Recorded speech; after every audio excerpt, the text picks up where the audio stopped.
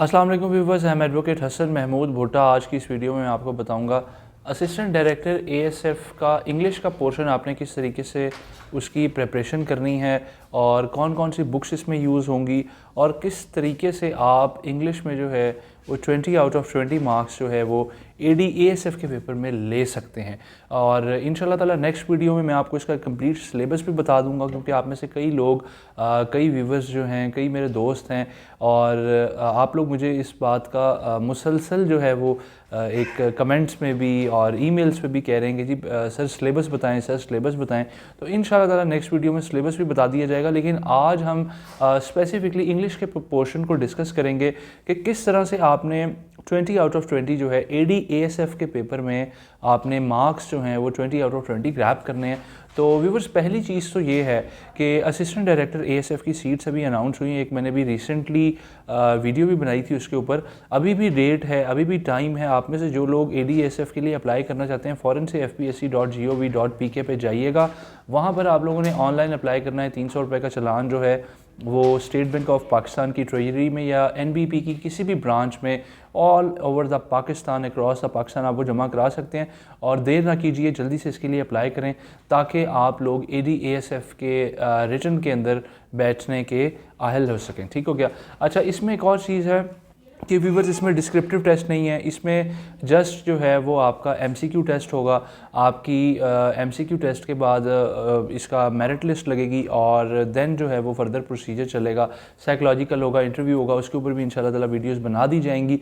और इसके साथ साथ मैं भी आपको एक और बात भी बताता चलूँ कि व्यूवर्स, इसमें जो आपका हाइट है, आपकी जो बेसिकली एक इन्होंने आपका बीएमआई है, ठीक है, उसको भी इन्होंने मद्देनज़र रखना है। वो भी आपका मेडिकल भी होगा इसके अंदर, ठीक है। डिस्क्रिप्टिव नहीं है बट आपका मेडिकल होगा। और जो लोग मेडिकली फ़िट होंगे, क्राइटेरिया पे पूरे उतरते होंगे, उन्हीं लोगों को एएसएफ में असिस्टेंट डायरेक्टर की नौकरी पर रखा जाएगा। इंग्लिश के पोर्शन के हवाले से बात हो रही थी, तो जनाब एक चीज़ आपको मैं बताता चलूँ कि इंग्लिश के पोर्शन में आपने मिनिमम 50% मार्क्स लेने हैं to clear the exam, to pass the exam. Otherwise अगर लेट सपोज़ आपके 70 मार्क्स जीके में हैं लेकिन इंग्लिश में जो है वो आपके 5 नंबर हैं, 6 नंबर हैं, तो आपको शॉर्टलिस्ट नहीं किया जाएगा जब तक आपके मिनिमम 10 या 10+ मार्क्स जो हैं आउट ऑफ 20 नहीं आएंगे। तो उसके लिए क्या क्या चीज़ों का ध्यान रखना होगा और कौन कौन सी किताबों से प्रिपरेशन करनी होगी वो मैं अब आपको बताता हूँ। रेन एंड मार्टिन की एक किताब है, अंग्रेज़ी की बेसिक किताब है, उसको अच्छे तरीके से पढ़ लो, उसमें से ग्रामर को अच्छे तरीके से समझ लो, ग्रामर की प्रैक्टिस करो। इसमें आपके टेंसेज आ जाते हैं, इनडायरेक्ट, डायरेक्ट टेंसेज आ जाएंगे, ठीक है, एक्टिव पैसिव आ जाएंगे। इसके अलावा आपने जो पिछले 5 साल के एफपीएससी के एडीएएसएफ के पेपर हैं उसकी अंदर जितनी भी वोकेबलरी है उस सारी वोकेबलरी को आपने अच्छे तरीके से याद कर लेना है। अब उसमें क्या क्या आता है जी, वोकेबलरी आ जाती है, पिछले 5 साल के सिनोनिम एंटोनिम्स आ जाते हैं। इन सारी चीज़ों की आपने अच्छे तरीके से इनको मेमोराइज़ कर लेना है ताकि इनमें से अगर कोई भी सवाल आपको देखने में आए, कोई भी सिनोनिम आए, एंटोनिम आए, तो आप बाआसानी जो है उसको पेपर में अटैम्प्ट कर सकें। नेगेटिव मार्किंग जो है वो पेपर में नहीं होगी। और अक्सर औकात आप में से कुछ लोग सेंटर चूज़ करते हुए वो लोग कोई और सेंटर रख देते हैं, लाहौर में रहते हुए रावलपिंडी रख देंगे, कराची रख देंगे। तो काइंडली प्लीज़ अपनी एप्लीकेशन को ध्यान से फिल करो। ऑनलाइन एप्लीकेशन जो है वो बाद में सेंटर चेंज और ये और वो उस सारे एक मसले मसाइल में पढ़ने से बेहतर है कि एक बार आधा पौना घंटा लगा के इसको अच्छे तरीके से एप्लीकेशन को फिल करो। अच्छा, तो व्यूवर्स, और इसमें क्या क्या आ सकता है, टेंसेस के हवाले से मैंने आपको बता दिया। इनडायरेक्ट, डायरेक्ट टेंसेस हो गए, एक्टिव पैसिव हो गए, 12 टेंसेस हैं, कोई रॉकेट साइंस नहीं है। 4 आपके पास्ट के हैं, 4 आपके प्रेजेंट के हैं, 4 आपके फ्यूचर के हैं।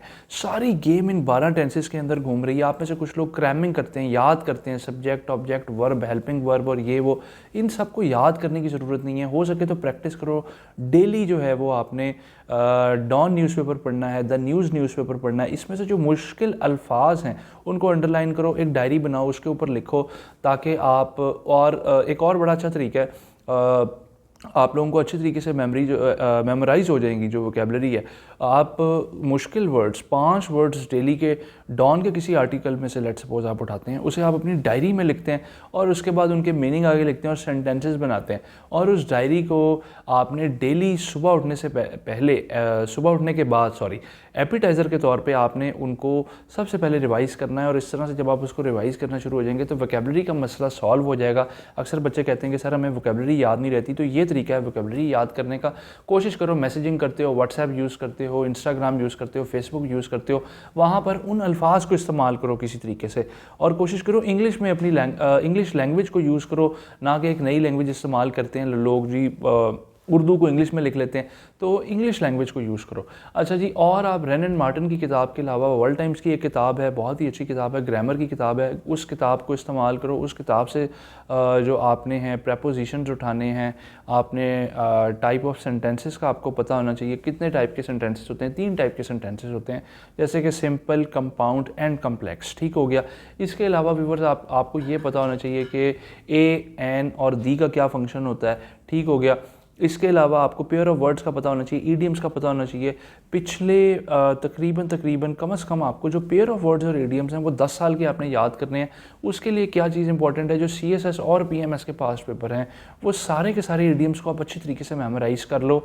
और इसी तरीके से जैसे मैंने अभी इसी वीडियो में बताया आपको कि आपने उनको एक डायरी पर लिख के अच्छे तरीके से उनको डेली रिवाइज़ करना है और कोशिश करना है कि आप अपनी डेली लाइफ में उसको यूज़ कर सकें। अच्छा जी, नेक्स्ट आ जाता है कि सर हमें सेंटेंस करेक्शन की समझ नहीं आती, सेंटेंस करेक्शन कैसे करें? सेंटेंस करेक्शन के एक बहुत ही आसान तरीका है, गूगल के ऊपर सेंटेंस करेक्शन की बेतहाशा वेबसाइट्स पे बेतहाशा मटेरियल पड़ा हुआ है। आप टेस्ट के ऊपर बार बार आप देखो जी, कहाँ पे कॉमा लगाना है, कहाँ पे पंचुएशंस की मिस्टेक हैं, कहाँ पे जो है वो आपने बेसिकली लेट्स सपोज आपने कंजंक्शन, इंटरजेक्शंस यूज़ करने हैं। इन सब चीज़ों का आपको अच्छे तरीके से पता होना चाहिए। तो व्यूअर्स, ये आपके लिए कुछ टिप्स हैं इंग्लिश के पेपर को क्लियर करने के लिए, जो ADF ASF में इंग्लिश का पोर्शन आना है। और FPSC से रिलेटेड जितने भी एग्ज़ाम हैं, चाहे तो वो कस्टम इंस्पेक्टर का हो, चाहे वो असिस्टेंट डायरेक्टर NAP का हो, चाहे वो असिस्टेंट डायरेक्टर FIA का हो, ये टिप्स सबके लिए है। और इस टिप के ऊपर आप मद्देनज़र रखें इसको। इसमें से अगर आपके पास कोई भी सवाल है तो आप मुझे कमेंट सेक्शन में नीचे पूछ सकते हैं। और व्यूअर्स, एक और चीज़ है, ईमेल पे कोई भी फजूल किस्म का सवाल नहीं होगा। ईमेल पे सिर्फ और सिर्फ इम्पॉर्टेंट बात, पढ़ाई की बात, काम की बात करनी है। मेरा टाइम बहुत कीमती है और मेरे टाइम से ज़्यादा हो सकता है कि आपका टाइम भी कीमती हो, तो लिहाजा don't waste your time and don't waste my time. So इसके साथ ही मुझे दीजिएगा इजाज़त। अपना बहुत सारा ख्याल रखिएगा, मुझे अपनी दुआ में याद रखिएगा। इंशाल्लाह ताला मिलेंगे नेक्स्ट वीडियो में। तब तक के लिए अल्लाह हाफ़िज़, अल्लाह ने के बाद।